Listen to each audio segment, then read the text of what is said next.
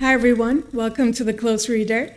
Today we're going to take a look at the Prime Minister of Foreign Affairs of Iran, Abbas Araghchi's PhD thesis from the University of Kent in 1996. I'll first talk a little bit about what motivated me to take a look at this thesis today, and then I'll talk about the thesis itself in the second portion of the video. Spoiler alert, honestly, I had high hopes, high expectations. Unfortunately, it's a little bit underwhelming, but there are some interesting parts and some things we can glean from it, so that's going to be in the second portion. But first, let me talk about the motivation. So, as you guys may know, unless you've been living under a rock, that there's a war called the Ramadan War, I think this one they called, happening in the Middle East right now. And I mentioned in my Edward Gibbon video that this one feels different. So I'm based in Istanbul, I can kind of gauge the tenor of the wars, and this one feels like on a different level.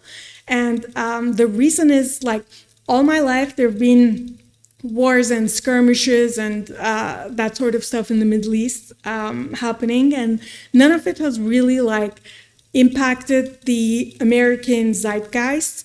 But now, for the first time in my lifetime, Iranians and Persians are kind of seeping into the American zeitgeist. And a lot of this exchange is happening on social media, where I have to say, the propaganda game of Iran is really top-notch. They are able to speak in the language of Americans, so this has led to some interesting exchanges and some hilarious social media moments. So we'll get into it a little bit. Let me switch screens here. So this is the guy, Abbas Araghchi, and his PhD thesis is what we're gonna take a look at. But let me first talk a little bit about the social media moment. So you guys may remember the recently deceased Ali Larijani. So he was internet famous, in the American zeitgeist, because he has written a book on Descartes, critique and examination of Descartes' rules for the direction of the mind. And he's written books on Kant and whatever. So he's been known as the Kantian philosopher at the head of Iranian leadership. There's another guy, I think this one was his replacement, or was considered as his replacement. I'm not sure if it actually went through. But again, some PhD, Hussein Degan, who holds a PhD in management science. There was another guy who was the PhD of the supply chain, and another guy, this Araghchi, who talks a lot and tweets a lot in English, and he also holds a PhD. So everybody has been wondering, who are these PhDs at the top of Iran? Another cute, funny analysis is, so this is a tweet and this is one responding to it. Let me first read the original.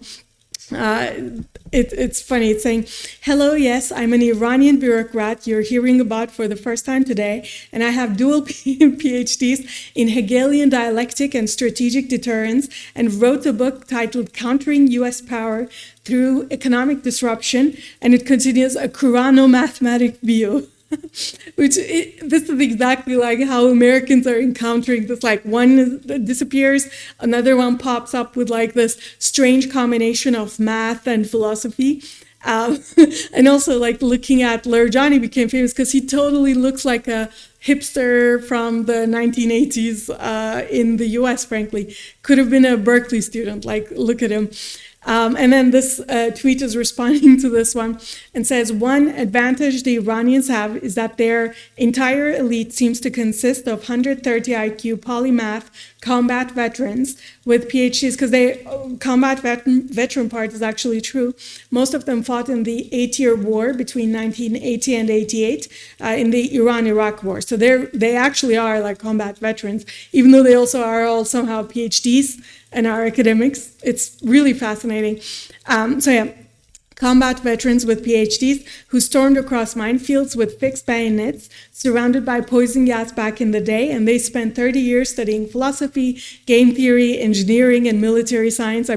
Very true. Average decision maker quality appears to be dramatically higher than elsewhere, especially qualified for shit hits the fan situations. Very, very true. I think this is what is a really fascinating the Americans, because they thought this was going to be like another affair, couple of, battle skirmishes, and then we, from the American perspective, achieve our goals, whether it takes 2 days, 2 months, 2 years, but the goals are eventually achieved. It's fascinating to see the resistance and the resilience of Iran in this Ramadan war, especially. So this is causing this sort of exchange and curiosity about Iran in the American zeitgeist. And one of the funny memes that started emerging from this is this one, where this is a screenshot from CNN. I actually found the source of it. So the source is this Khatami. I think his name is Mohammad Khatami. He was the Iranian top guy. I don't know if it's president is correct, but he had an interview in 1998 with Christian Amanpour on CNN. You can still find it on YouTube. And there he was talking about, I didn't want to play it because of copyright, but here exists the interview excerpt. So where was it?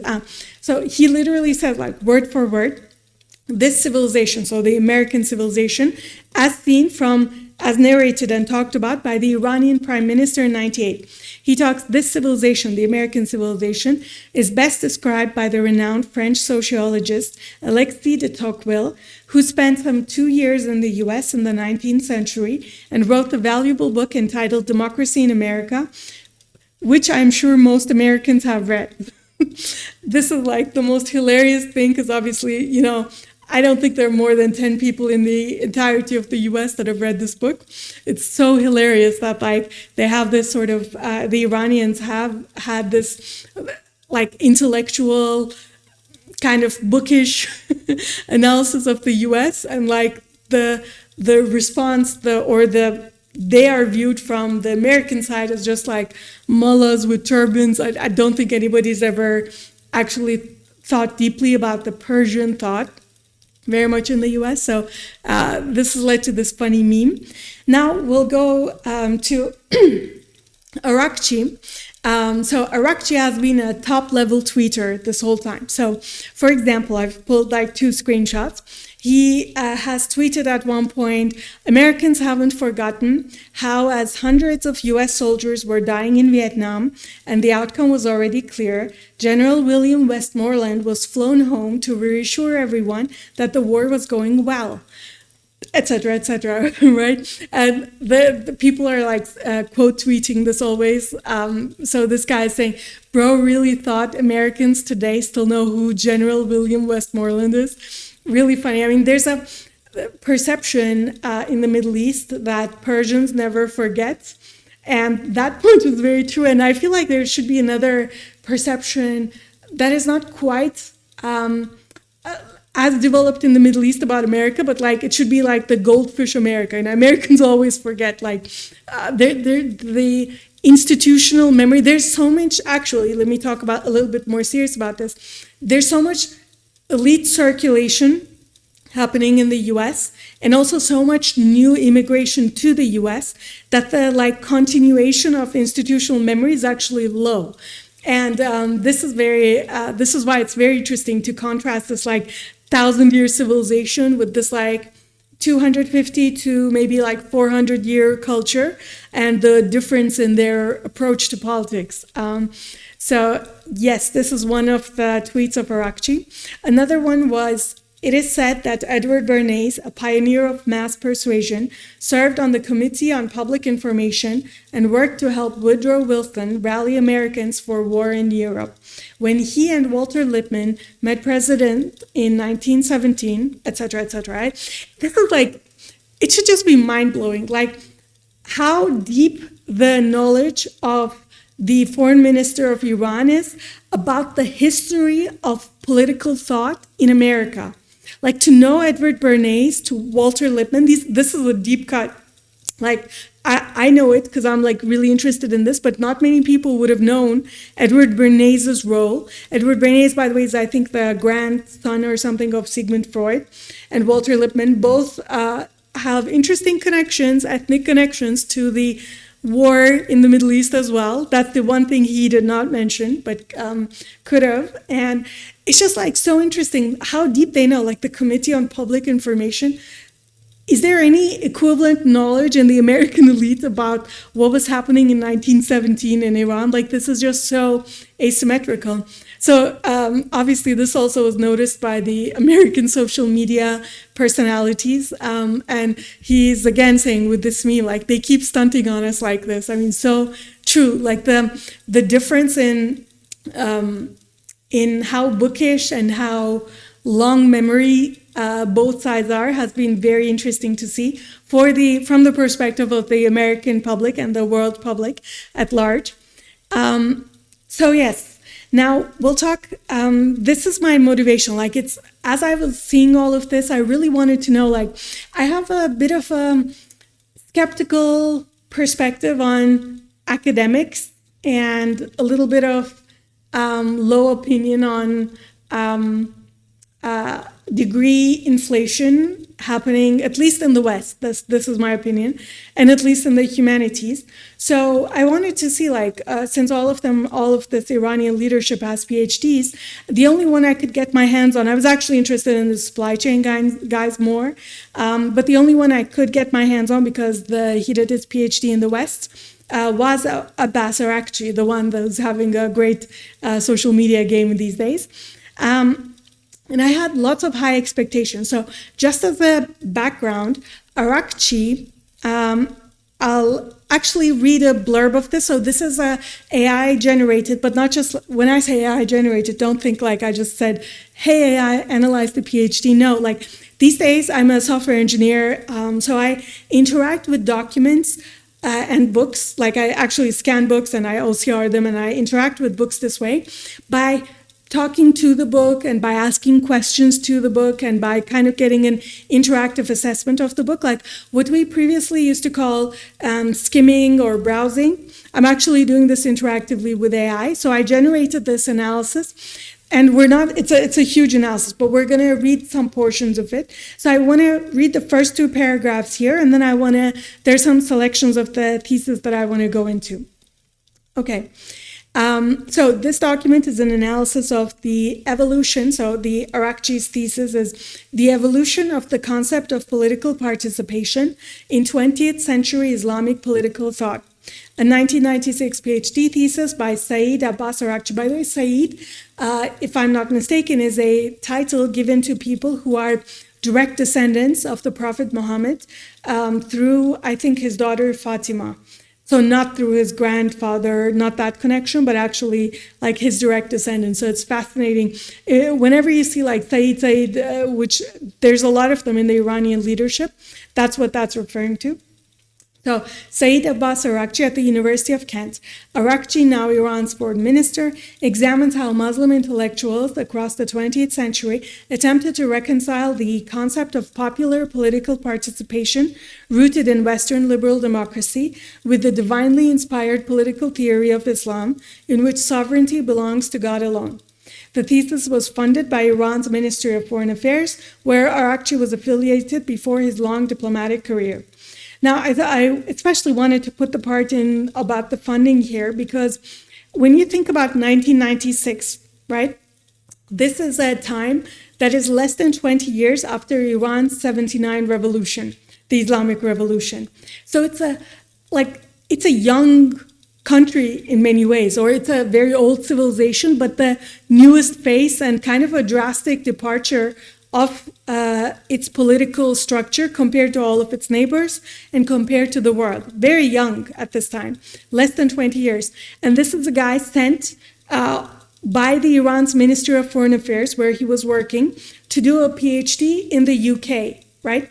So I was thinking, like, I had very high expectations for this PhD thesis, because I thought this is going to be a place where it's going to be essentially Iran in their own words, talking about why what they did was right, why this their kind of political system makes sense, maybe even trying to evangelize, if not the Western world, like it's that's maybe a step too far, but evangelize their system to the rest of the Muslim world, maybe.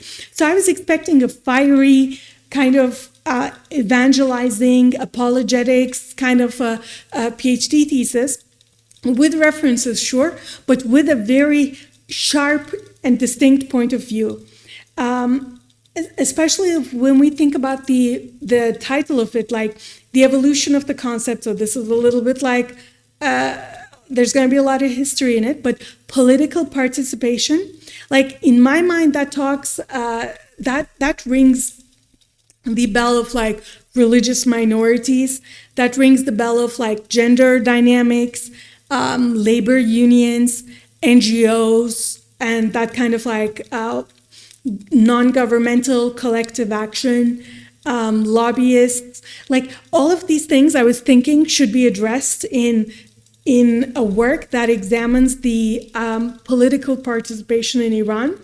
Now, after doing a lot of analysis and after taking a look at this, at the thesis, let me tell you my assessment of it, or the AI-generated assessment. The thesis is primarily a well-organized intellectual history with a clear directional argument, the evolution towards participation, and scattered but incisive analytical observations. It is not a work of political philosophy that advances a new theory. Araghchi is a careful, intelligent synthesizer who shows genuine analytical sharpness in moments, especially the wanting it both ways observation and the structural diagnosis of radicalism, but who operates within tight self-imposed constraints.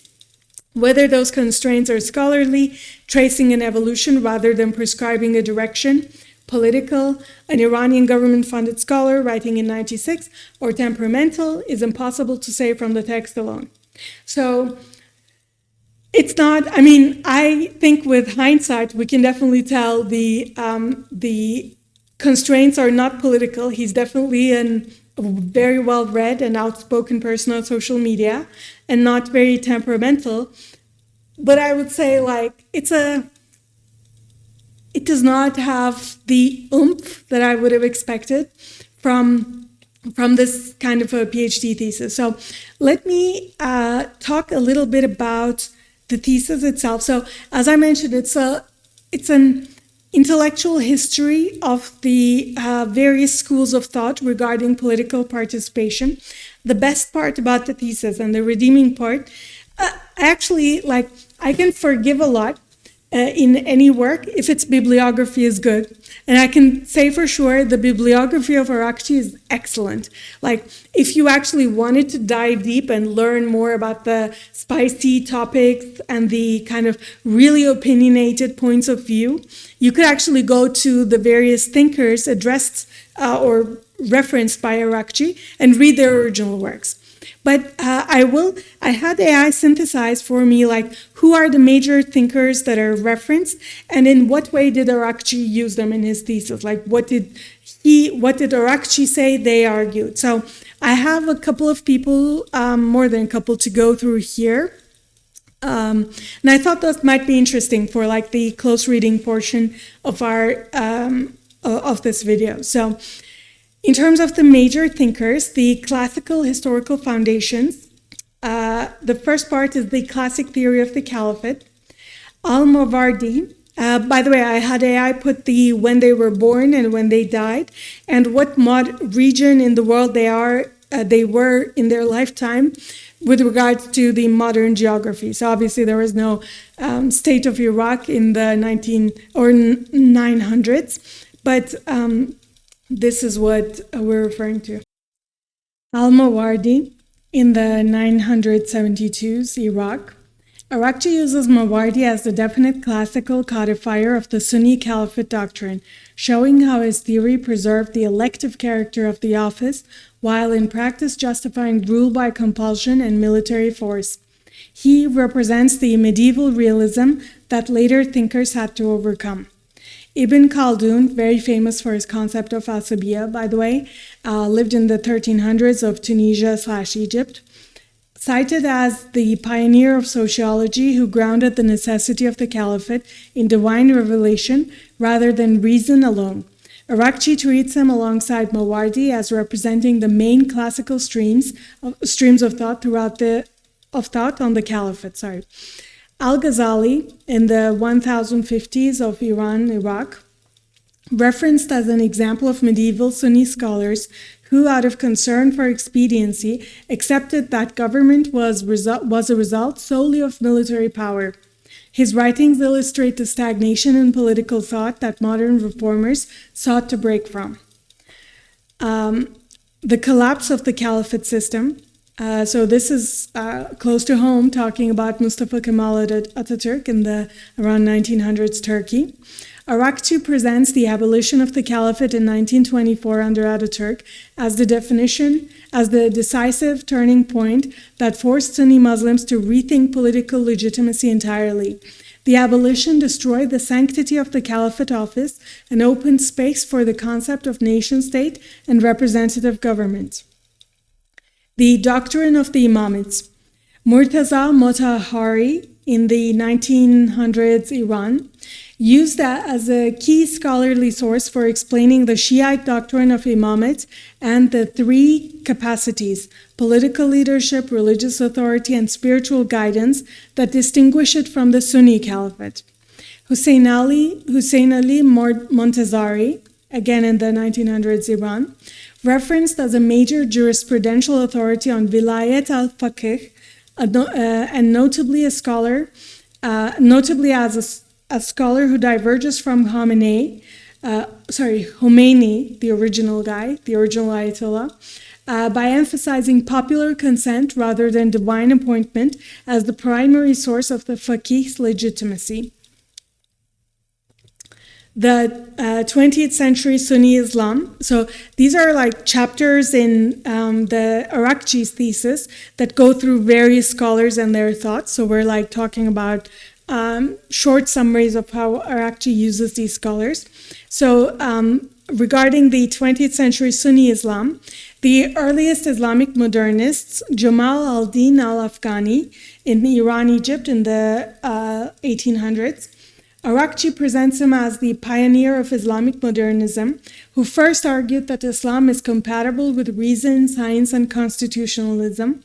He is used to show how anti-colonial activism and the demand for representative government through elected assemblies first entered Islamic political thought. Muhammad Abduh in the 1800s Egypt, Araghchi treats him as the intellectual architect of Islamic modernism, who provided an unprecedented reinterpretation of Quranic authority, arguing that those invested with authority means the elected representatives of the people, not divinely sanctioned rulers. He marks the shift from political activism to gradual reform through education. Very interesting. Towards the Islamic nation-state in Chapter 5, Rashid Rida. Araghchi uses Rida to show how, even within an attempt to revive the Caliphate, the modern concept of popular sovereignty had grown strong enough that the community's representatives, I'm not going to try to pronounce, replaced the Caliph as the primary holders of political authority. His theory, though impractical, helped legitimize parliamentary institutions within Islamic thought. Ali Abdul Razik, Araghchi in the sort of 1900s mostly of Egypt, Araghchi presents him as the most radical voice in the Caliph debate, arguing that Islam contains no prescribed form of government and that religion and politics are fundamentally separate. Though rejected by traditionalists and modernists alike, his doctrine provided legal validity for secular nation-states within the Muslim world. It's so interesting how, like, the debate about legitimacy was so important when you're talking about elections and stuff, because I think the natural form of the political kind of organization in the Middle East, in our part of the world, is like the king, like a king, monarch, tyrant, whatever you call it. Like there's one guy at the top who dictates stuff, and like it almost doesn't matter the details of that. So there had to be a lot of like political, Islamic political thought had to be developed in the Sunni world to legitimize the whole like parliament and election stuff. Very interesting. Sunni fundamentalism. Al-Ikhwan al-Muslimun. Hassan al-Banna, Araghchi uses, so this is in the 1900s Egypt, Araghchi uses Banna to show how political activism became an integral feature of Islamic movements, combining religion with organized social action. Banna is presented as advocating accountability of rulers, popular consultation, and representative government as Islamic principles, while rejecting Western ideologies wholesale.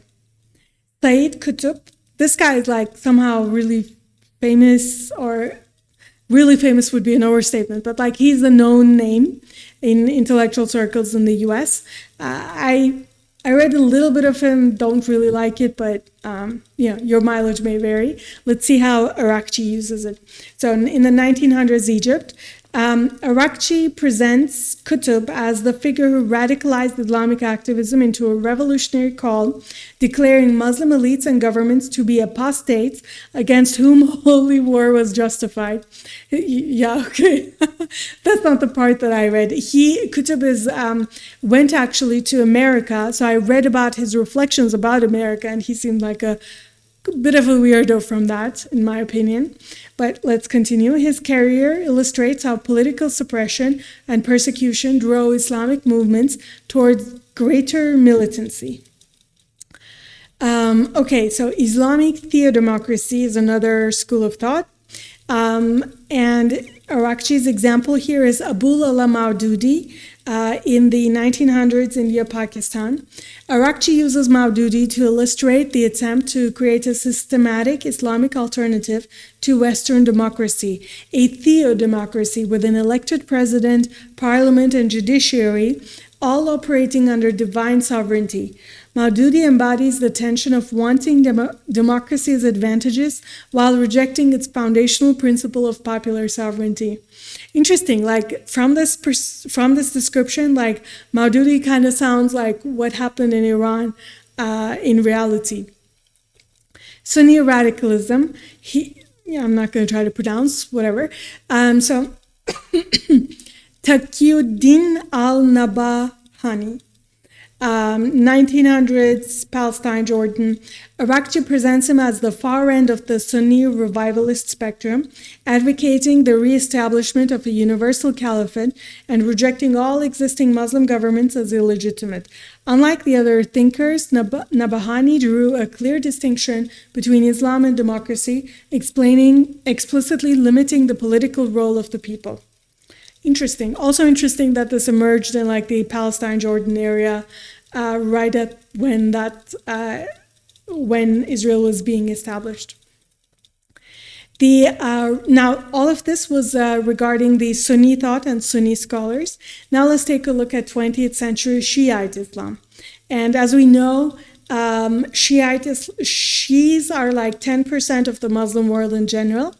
However, they're like about 95% of Iran. So they're the super majority of Iran. The governance of jurisprudence, that was advocated by Ruhollah Khomeini, the original guy, Ayatollah. Araghchi treats Khomeini's, now to be fair, like Khomeini is the guy who established the state. I think he was still alive. No, sorry, at the time of Araghchi being in Kent, he was not alive. However,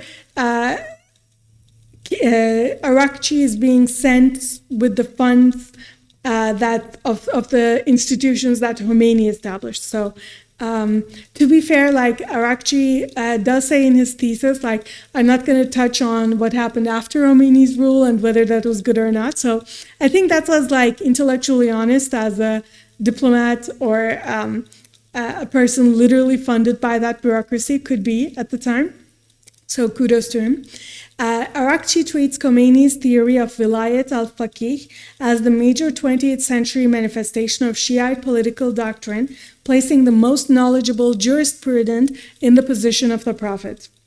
I had to like read that twice to think that. Very interesting. The Iranian constitution is examined as the practical attempt to combine this theocratic doctrine with democratic institutions, resulting in a symbiotic but tension-filled coexistence of divine and popular sovereignty. Additional thinkers referenced in the conclusion. One of them is Muhammad Iqbal from India, Pakistan in the 1800s. Araghchi cites him as a Western-educated Muslim thinker who reinterpreted Islam alongside Western thought to argue that democracy was the most important political ideal of Islam, one that existed in early Islamic history but was lost through political expansion.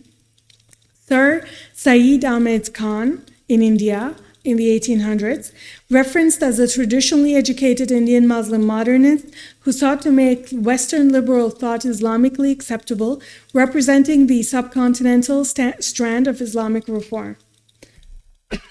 So in the subcontinent, it seems, so around India, they wanted to harmonize Western liberal thought with Islam. So very interesting. I'd be curious about Ahmed Khan's work as well. Abdul Rahman al-Kawakibi, interesting, mentioned, so in Syria in the late 1800s, mentioned as a Syrian thinker on despotism and liberty who contributed to the broader modernist discourse on political freedom in the Arab world. Also interesting. So this is in the 1940s or late 1900s in Tunisia. Rashid al-Ghanouchi. Araghchi presents him as a Tunisian Islamist who accepted democracy and its institutions more readily than most, advocating gradual social transformation and political participation within the existing system rather than revolution.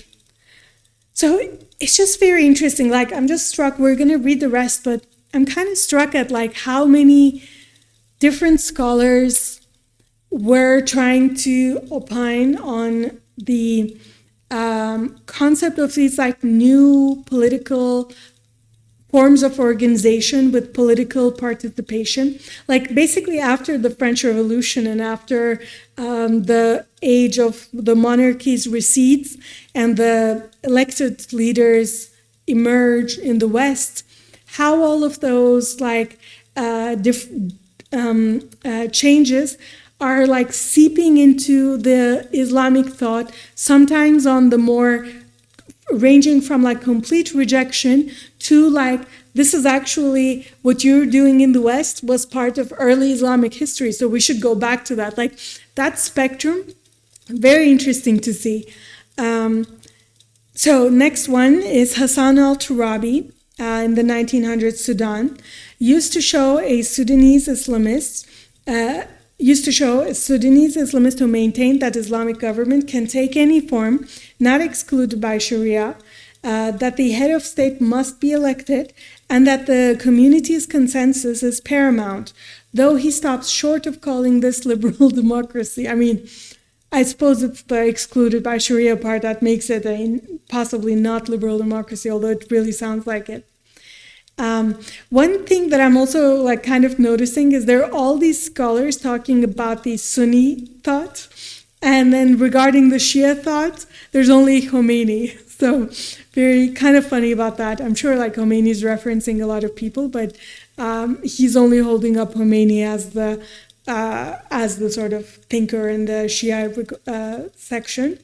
It's a little bit funny, but it's also more honest. It's more honest than saying, oh yeah, we have Khomeini and this guy and that guy, where you're being funded by a bureaucracy that Khomeini founded less than 20 years ago. So it kind of seems fair. He's interestingly honest and non-deceptive, at least in the way he's structured his thesis. Sadiq al-Mahdi, referenced as Sudan's reformist ex-prime minister, who argued there is no particular system of Islamic government, only two conditions, popular participation and the application of Islamic legislation, leaving Muslims free to adopt any modern political system fulfilling both. So this seems very much like a Sunni kind of thought that I'm seeing. The Sunni thought seems all the way from rejection to anything goes as long as the on the ground Sharia is kind of held up. Very interesting. The Shiite perspective is very much another, a different perspective. It requires a more like divine justification. Abbasi Madani in Algeria, cited as the leader of Algeria's Islamic Salvation Front, who, despite a strong radical wing in his movement, affirmed acceptance of elections as reflecting the general will of the people, illustrating how even more militant movements were drawn towards democratic processes. Abdul Karim Soroush in Iran, Araghchi presents him as an Iranian philosopher who directly challenges Khomeini's theory, arguing that true belief requires freedom. Interesting. The basis of democracy, and that religious interpretations are always in flux, so no elite, including the clergy, can impose a fixed version from the top. Now, I am interested in Abdul Karim Soroush, I have to say. Very, very interesting. Ali Shariati, referenced as an Iranian intellectual who advocated a directed democracy, representing a lay alternative to clerical authority in Shiite political thought. So Ali Shariati, he's a sociologist and very interesting guy. His works have been translated all over, and he has a very short lifespan. He was like, he met his end in the UK under suspicious circumstances. So somehow it's like suspicious circumstances by the Shah, because like he died 2 years before the Islamic Revolution. So his works have been very influential. But he was also like surprisingly, I've heard reports that he was unpopular among the clergy of Iran. So somehow like he's managing to upset both sides, which might be an interesting perspective on like a very impartial scholar, Ali Shariati. Okay, so these are like the kind of, this overview shows like all the different thinkers referenced by Araghchi and all the different like strands of thought that he was tracing throughout. I did, as I mentioned, like I interacted with the thesis and I dialogued with the thesis. Now, what is missing wholly are stuff like sartorial choices, you know, the mandatory job discussion in Iran, the things about NGOs and lobbying groups, all of those like really interesting things from a collective political participation perspective are kind of missing. Like it's almost, to me, like I have to say, at least with hindsight from this moment, like the least interesting part about a political system are the elections you do every couple of years. Like those are the least interesting part. The most interesting part are the ability to do collective action within your polity. Like who can group up and how can they appeal to the government? How can they protect monopolies? How can they gather in spaces with excluding outsiders? Like these things are actually the more interesting parts about political participation, not the elections.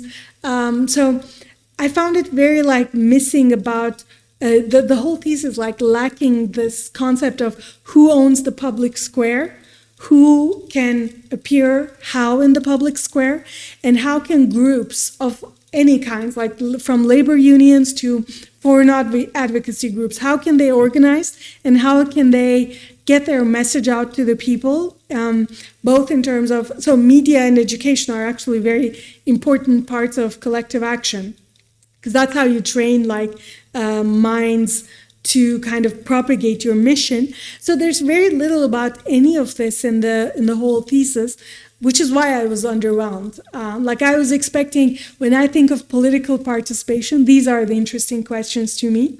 I will say like the one part of the thesis that had some more meat to it was the difference between Sunni and Shia as it was lived. So let me talk a little bit about that part of the analysis. So I'll read a little bit here. Basically, I asked the thesis more about the Turkey, Ottoman/Sunni perspective versus Iran.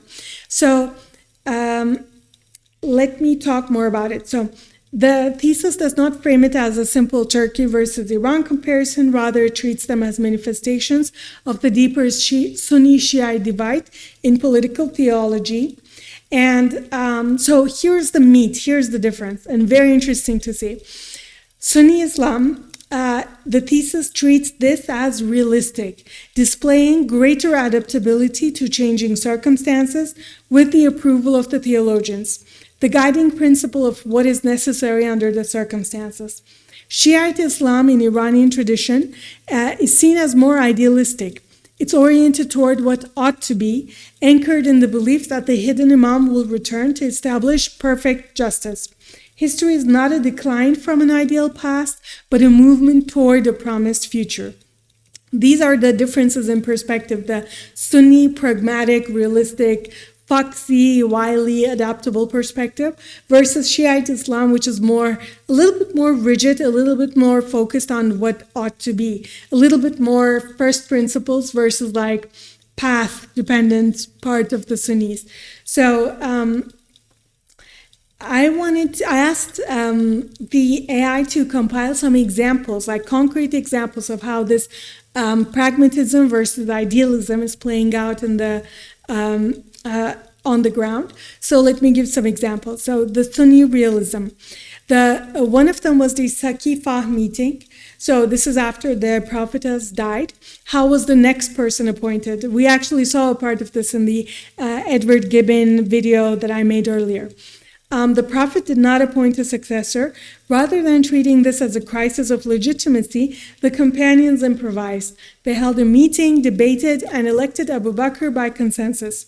3 different appointment methods emerged across 4 caliphs: consensus, nomination by the predecessor, consultation by a council, and all were accepted as valid.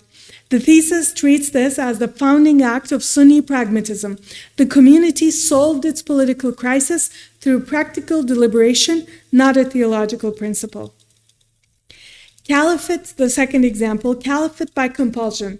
Medieval Sunni jurists Mawardi, Ghazali, and Ibn Jama accepted that anyone who seizes power by military force is a legitimate ruler on the grounds that order is better than anarchy. Ibn Jama wrote that if a second strongman overthrows the first, the second simply becomes the legitimate ruler. The thesis calls this the dark side of Sunni flexibility.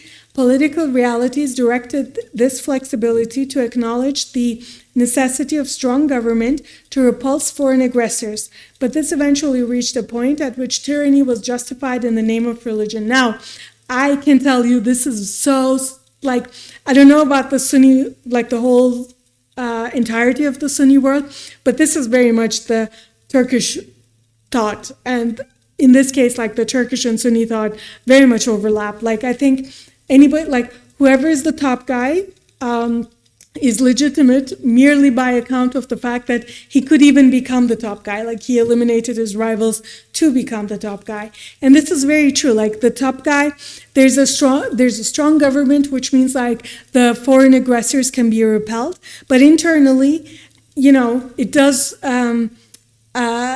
mean that tyranny can be justified.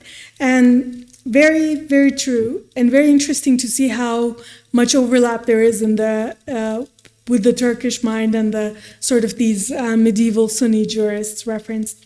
It would actually be very interesting if these jurists are referenced in modern day Turkey, but maybe I don't want to go into that research too much, but still very interesting. Okay, number 3, the abolition of the caliphate in 1924. The Turkish Grand National Assembly could argue the caliphate was simply a utilitarian institution because Sunni doctrine always treated it as an administrative office rather than a metaphysical one. Even the conservative Egyptian scholars of Al-Azhar accepted the abolition as fait accompli rather than declaring it heretical. The thesis notes that they could hardly be suspect of harboring any modernistic, let alone secularist intentions, yet they came to terms with it. Sunni flexibility allowed the entire institution to be dissolved and replaced with nation-states. Fascinating. And very true. Literally, the caliphate was abolished overnight. The post-abolition consensus. In the conclusion, the thesis traces how Sunni thinkers reached the position that government was not an end in itself anymore, but a means to an end, a tool to fulfill the ultimate goals of Islam. Any form of government is legitimate if it implements Sharia. The form is negotiable, only the function matters. This is pragmatism as settled doctrine. Now, in contrast to that, there are examples of Shiite idealism. So first, we're talking about centuries of political withdrawal. After the 12th Imam disappeared in 874, Shiite doctrine held that all temporal government was illegitimate. The fuqaha, the jurists, therefore had no real need to develop a fully articulated constitutional theory regarding political issues. Politics was simply outside of their jurisdiction. The thesis presents this as idealism's direct consequence. If only the perfect, divinely appointed ruler is legitimate, then no actual government deserves engagement. This is such a, has echoes with Christian pacifism. I always thought, by the way, that the philosophy of the Shiites, it's actually been compared to the philosophy of Catholics. So their internal structures are very similar, and therefore some of their conclusions are have echoes of each other. Apart from the short-lived Fatimid dynasty in Egypt, Shiites held little power until the establishment of the Safavid dynasty in Iran in the 16th century, which is so interesting. Iran is a very old civilization, but Iran as composed of Shiites as a state, run by Shias for Shias, that's only in the 16th century. That's not that much older than the US. Very interesting that the Safavid dynasty is the first time that Shiites can express their political thought, because it's the first time they have a state. The Usuli Akbari controversy. The victory of the rationalist Usuli school over the strict textualist Akbari school, led by Sheikh Murtaza Ansari in 1864, was the key to doctrinal shift that made Shia political engagement possible. So before that, there were centuries of political pacifism, essentially, by the Shiite intelligentsia. So then comes 1864, and the rationalist Usuli school takes over. So that's the key doctrinal shift that made Shiite political engagement possible. It allowed jurists to extend their authority into areas where no clear scriptural text existed, including politics. The thesis treats this as idealism beginning to develop practical roots, but tools still grounded in the jurist's role as representatives of the absent imam. Khomeini's revolutionary reversal. Khomeini argued that waiting for the hidden imam actually requires building an Islamic state as preparation. So fascinating. Imam Mahdi will not establish a just world out of nothing. Those who anticipate the Mahdi are obliged to provide a foundation on which he can establish his authority. The thesis calls this a landmark in the transformation of Shiite Islam from a vehicle of protest and opposition to one of established order. Where Sunni pragmatism had led to accommodating imperfect rulers, Shiite idealism, once activated, demanded a theologically perfect state, with the faqih standing for the imam. Faqih, the jurist. So a couple times this phrase has been mentioned, the vilayat al-faqih. So this is like the jurist, the top Islamic jurists, kind of standing in place of the Prophet, as was mentioned before, or in place of this Mahdi that in their religion is going to return. So there has to be divine ordinance and divine guidance, and not just realism and pragmatism in the way you run a society. Very interesting. The Iranian constitution's unresolved duality. The constitution embodies both popular and divine sovereignty simultaneously. Elected institutions, parliament and president, alongside clerical oversight, guardian council and faqih. The thesis sees this as the idealism-realism tension made institutional. The ideal demands divine sovereignty. The reality demands popular legitimacy. And the document tries to hold both together. Araghchi calls this one of its problematic aspects. So the comparison Araghchi draws in conclusion, he states it most directly. Sunni realism's flexibility meant it could always accommodate existing rulers, but the cost was centuries of justified tyranny. Shiite idealism's insistence on what ought to be meant it refused to accommodate imperfect rulers, but the cost was either political withdrawal or revolutionary maximalism. Both paths had concrete political consequences, and neither resolved the underlying tension between divine and popular sovereignty. So, very, very interesting stuff. One of the things that I want to mention as we're like rounding this up is there were references to the Iranian constitution a bunch, and I also made in different parts of my analysis. I looked into the minority rights, specifically the rights of religious minorities, and I found that they were guaranteed. Specifically, recognized minorities, those rights were guaranteed in the constitution, right? So I took a look at this Iranian constitution, which is a very long text. But I know, for example, that Armenians are a constitution, Armenians are part of Iran. So I took a look at I searched for Armenian. Now, notice it comes up only one time in the whole constitution, right? So literally, we're looking at the one kind of section where minorities are recognized, and I'm going to point out something interesting. So, first of all, what minorities are even recognized in the Iranian constitution, right?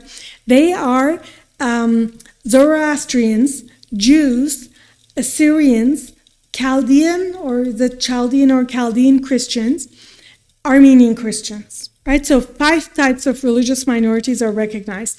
Zoroastrian, Jew, Assyrian Chaldean Christians. They're I suppose they're similar to each other, so therefore they're joint.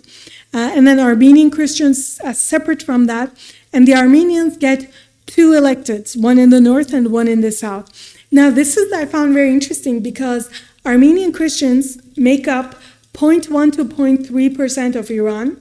They're a tiny, tiny minority compared with Sunni Muslims in Iran, who are 5 to 10% of Iran.